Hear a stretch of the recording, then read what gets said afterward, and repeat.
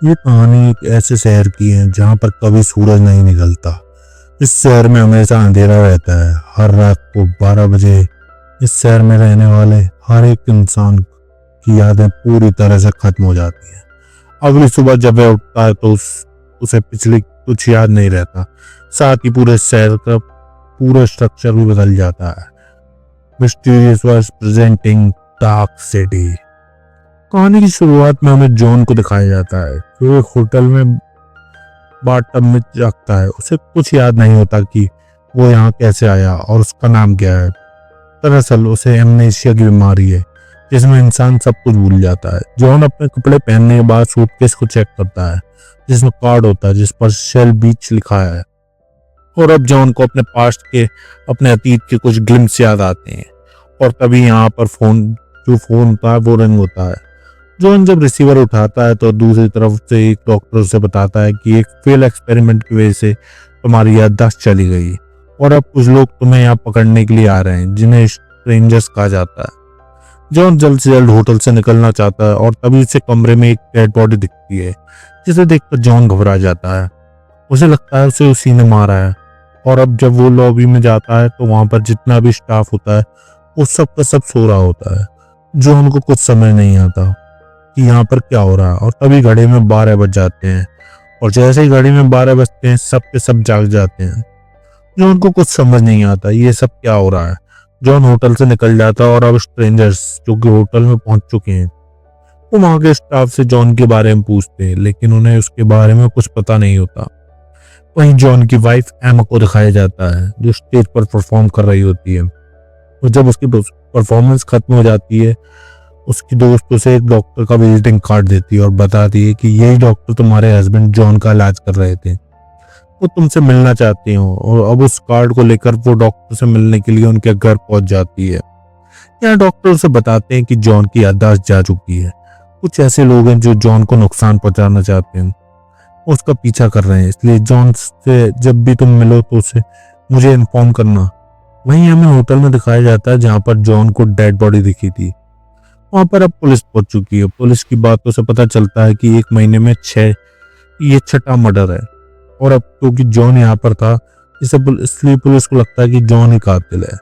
वहीं एमा भी पुलिस स्टेशन पहुंच जाती है क्योंकि वे जॉन की गायब होने की रिपोर्ट लिखवाना चाहती है।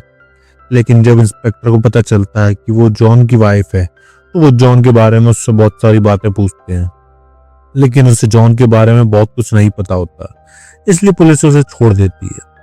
वहीं जॉन को दिखाया जाता है जो पूरे शहर में घूम रहा होता है। उसे अपने पास्ट के बारे में बहुत कम बातें याद हैं और अब वो घूमते घूमते शेल बीच के सामने पहुंच जाता है जिसका पोस्ट कार्ड उसने होटल में देखा था। जॉन उसके ऊपर चला जाता है। वहां पर स्ट्रेंजर्स आ जाते हैं जिनके पास टेलीकाइनेसिस पावर भी है जिससे वे किसी के भी दिमाग को कंट्रोल कर सकते हैं। और जब वे अपने टेलीकाइनेसिस की पावर को जॉन के ऊपर यूज करते हैं तो उसके जॉन पर कोई असर नहीं होता। और अब जॉन भी अपनी आंखों से अपने दिमाग से टेलीकाइनेसिस पावर को इस्तेमाल करता है जिससे वो स्ट्रेंजर्स जो उसके ऊपर टेलीकाइनेसिस कर रहे थे वो मारा जाता है। ये देखकर बाकी स्ट्रेंजर्स और खुद जॉन भी हैरान हो जाते हैं क्योंकि जॉन को नहीं पता था कि उसके अंदर भी कोई पावर है। स्ट्रेंजर्स वहां से निकल जाते हैं जिसके बाद वो अपने बेस में जाते हैं जहां पर जितने भी स्ट्रेंजर्स होते हैं वो सब के सब परेशान होते हैं कि जॉन के पास टेलीकाइनेसिस की पावर कैसे आई। और जल्दी इन्हें समझ में आ जाता है कि जब ये जॉन के ऊपर एक्सपेरिमेंट कर रही थी और वो एक्सपेरिमेंट फेल हो गया था तो इनकी जो टेलीकाइनेसिस की पावर है वो जॉन के अंदर भी ट्रांसफर हो गई, यानी कि अब वो अपने दिमाग से किसी को भी कंट्रोल कर सकता है। वही जॉन जिसे बार बार अपने पास्ट के फ्लैशबैक आ रहे होते हैं वो उन फ्लैशबैक में अपना घर को देखता है और अपने घर पहुंच जाता है जहां पर एमा उसे देखकर हैरान हो जाती है क्योंकि वो पिछले 15 दिनों से गायब था। वो जॉन से पूछती है कि तुम 15 दिनों से कहाँ थे। जॉन कहता है कि मुझे कुछ याद नहीं, मुझे मेरे वॉलेट के अंदर तुम्हारी फोटो और घर का एड्रेस मिला था। तुम्हारी फोटो देखने के बाद मैंने एज्यूम किया कि तुम मेरी वाइफ हो, इसलिए मैं तुमसे मिलने के लिए आया हूँ। और अब एमा उससे बताती है कि तुम्हारे ऊपर 6 लोगों के मर्डर का इल्जाम है, पुलिस तुम्हें ढूंढ रही है। अब जब ये दोनों के दोनों बातें कर रहे होते हैं तभी वहां पर इंस्पेक्टर आ जाता है तो जॉन को पकड़ने के लिए आया लेकिन जॉन यहाँ से भागने में कामयाब हो जाता है। वहीं उस स्ट्रेंजर्स की एक मीटिंग को दिखाया जाता है जिस मीटिंग में डॉक्टर भी होते हैं। दरअसल स्ट्रेंजर्स इंसान नहीं बल्कि एलियंस हैं। इनके बीच में सिर्फ एक ही इंसान है और वह है डॉक्टर। और अब स्ट्रेंजर्स का जो लीडर है वो भी यहाँ पर आता है। घड़ी में 12 बज जाते हैं, जिसके बाद वो अपनी मशीन को ट्यून करता है और जैसे ही वो मशीन को ट्यून करता है, शहर का हर एक इंसान 5 मिनट के लिए सो जाता है और इसका जॉन के ऊपर कोई असर नहीं होता। अब भी वो जाग रहा होता है। वो सोए हुए लोगों को जगाने की कोशिश करता है लेकिन कोई नहीं जागता। और अब पूरे शहर का जो आर्किटेक्चर होता है वह अपने आप ही बदलना शुरू हो जाता है। पुरानी की बिल्डिंग्स गायब होने लगती हैं और नई बिल्डिंग्स इमर्ज हो रही होती हैं। स्ट्रेंजर्स से सब कुछ अपनी मशीन से, अपने दिमाग की पावर से कर रहे होते हैं। साथ ही इनके साथ जो डॉक्टर होता है उसकी मदद से इंसानों के दिमाग की जो मेमोरीज होती हैं उन्हें बदल रहे होते हैं ताकि उनकी लोकेशन को भी बदला जा सके। अब अगली सुबह जब उन्हें होश आएगा तो वह एक नई आइडेंटिटी के साथ जिएंगे। यहाँ पर स्ट्रेंजर्स अपने लीडर से कहते हैं कि जब वो ट्यूनिंग कर रहे होते थे, यानी कि अपने दिमाग की पावर का इस्तेमाल कर रहे थे, तो उन्हें कुछ प्रॉब्लम्स हो रही थी। लीडर समझ जाता है कि ये सब कुछ जॉन की वजह से हो रहा है, हमें जल्द से जल्द उसे पकड़ना होगा। डॉक्टर कहता है कि मेरे पास जॉन की मेमोरी है, अगर हम उसकी मेमोरी को किसी स्ट्रेंजर के अंदर इंजेक्ट कर दे तो हमें पता चल जाएगा कि जॉन इस वक्त कहाँ पर है। दरअसल उनके पास ऐसी टेक्नोलॉजी होती है जिससे किसी भी इंसान की मेमोरी को निकाल कर दूसरे इंसान या स्ट्रेंजर के दिमाग के अंदर डाल सकते हैं, जिससे उसका दिमाग पूरी तरह से स्विच हो जाएगा। और अब जॉन की मेमोरी को एक स्ट्रेंजर के दिमाग के अंदर डालते हैं, जिससे स्ट्रेंजर को पता चल जाता है कि इस वक्त जॉन कहाँ पर है। और जॉन को दिखाया जाता है जो किसी भी तरह से शेल बीच तक पहुंचना चाहता है। शेल बीच की तलाश करते हुए सबवे तक पहुंच जाता है। यहाँ पर वो लोगों से सेल बीच के बारे में पूछता है, लेकिन हैरानी की बात ये होती है कि सबको सेल के बीच के बारे में पता तो है, लेकिन वहां जाने का रास्ता किसी को नहीं पता। जॉन इसके बाद एक बार फिर से उस पोस्ट कार्ड को देखता है जो उसे होटल से मिला था। उस पर लिखा होता है कि के हैरिस एंड फिशरीज, और अब के हैरिस के घर पहुंच जाता है। वहां जाकर उसे पता चलता है कि हैरिस उसके अंकल है। वो अपने अंकल से अपने पास्ट के बारे में पूछता है, लेकिन हैरानी की बात ये होती है कि उसके अंकल के पास उसकी सिर्फ बचपन की यादें हैं, उसकी जवानी की यादें उनके पास नहीं है। वो बताते हैं कि तुम्हारा पूरा बचपन सेल बीच के पास बीता है, मैंने ही तुम्हारी परवरिश की है, क्योंकि आग लगने की वजह से तुम्हारे माता पिता की मृत्यु हो गई थी। और अब जॉन कहता है कि मैं सेल बीच जाना चाहता हूँ, आप मुझे वहां जाने का रास्ता बता दें। और उसके अंकल को भी वहां जाने का रास्ता नहीं पता। अब जॉन को पकड़ने के लिए यहाँ पर स्ट्रेंजर्स आ जाते हैं। वो यहाँ से भागने की कोशिश करता है, लेकिन स्ट्रेंजर्स उसे चारों तरफ से घेर लेते हैं। तब यहाँ पर इंस्पेक्टर उसकी वाइफ एमा के साथ आ जाता है, जो जॉन को लेकर अपने साथ यहाँ से निकल जाते हैं।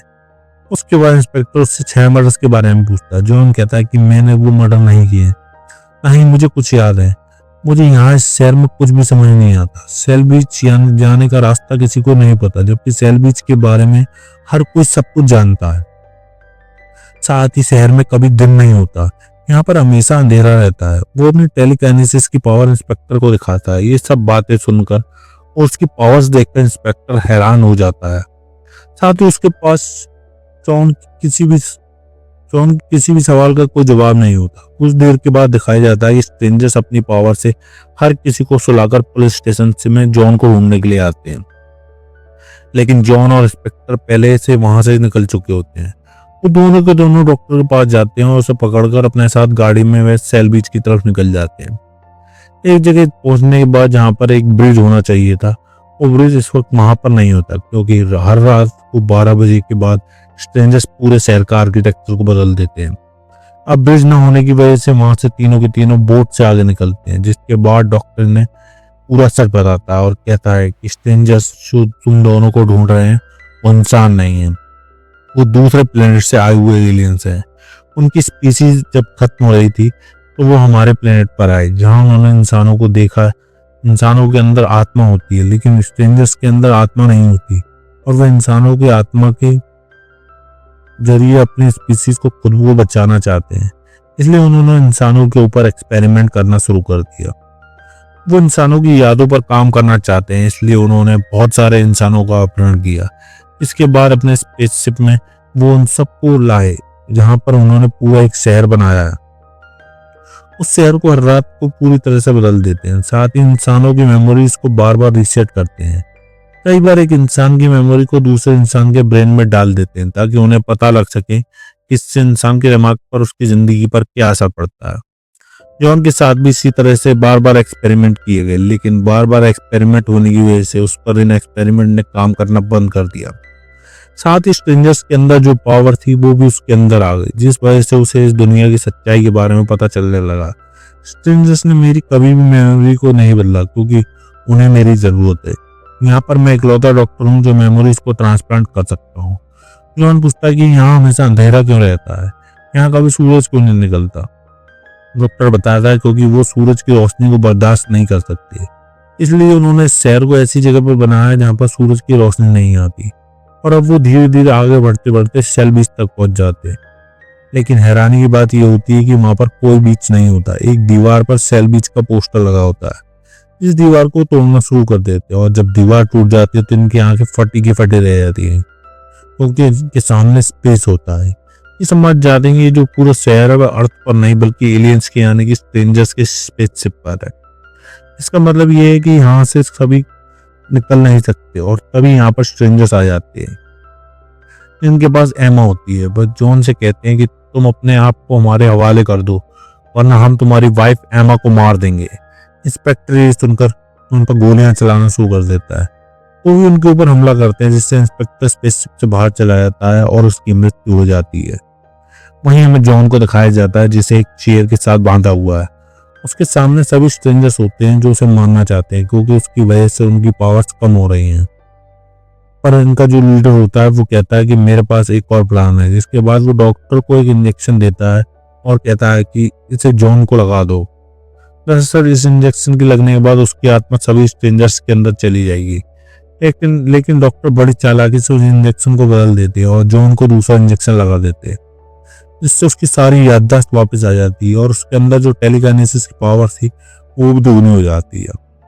और अब जॉन उस पावर से सबके सब स्ट्रेंजर्स के ऊपर हमला करता है जिससे कई सारे स्ट्रेंजर्स मारे जाते हैं। लेकिन इनके लीडर के अंदर अब भी बहुत पावर है। उसके और जॉन के अंदर इक्वल पावर होती है। ये एक दूसरे का सामना करते हैं। लीडर के पास एक चाकू होता है जिसे वो जॉन की तरफ फेंकता है, लेकिन अब जॉन अपनी पावर से उस चाकू को कंट्रोल करके लीडर के ऊपर वार करता है जिससे लीडर मारा जाता है। अब वो डॉक्टर से अपनी वाइफ एमा के बारे में पूछता है। डॉक्टर बताता है कि उसकी मेमोरी को रीसेट कर दिया गया है। इसका मतलब ये है कि उसे अपने पास्ट का कोई बात याद नहीं है। उसे याद नहीं कि तुम उसके हस्बैंड हो। ये सुनकर जॉन को बहुत दुख होता है और अब अपनी पावर से वह पूरी जगह को वैसे ही बना देता है जैसा असलियत में होना चाहिए था। साथ ही वो यहाँ पर एक ओशन भी क्रिएट कर देता है। साथ ही वो स्पेसशिप को ऐसी पोजीशन में ले जाता है जहाँ पर सूरज की रोशनी इस पर पड़ सकती है। यानी कि जिस तरह से अर्थ पर एक दिन और रात होता है और उसी तरह से अब यहाँ पर भी लोगों की लो होगी।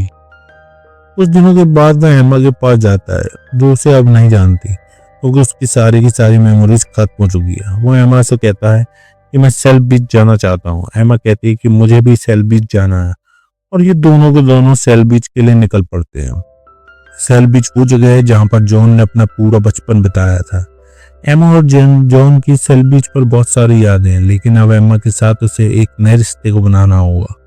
साथ ही उस पूरी जगह को अब जॉन खुद कंट्रोल करता है क्योंकि वे यहाँ का सबसे पावरफुल इंसान है। यहाँ पर रहने वाले लोगों को नहीं पता कि वो स्पेसशिप के अंदर है क्योंकि स्ट्रेंजर्स इन सबका अपहरण करके अर्थ से इन सबको यहाँ पर लेकर आए हैं और इन सबको अब भी यही लगता है कि ये अर्थ है। इसी के साथ ये फिल्म, ये कहानी यहीं पर खत्म हो जाती है। उम्मीद करते हैं कहानी आपको पसंद आई होगी। अगर पसंद आई हो तो वीडियो को लाइक करिएगा, चैनल को सब्सक्राइब कीजिएगा।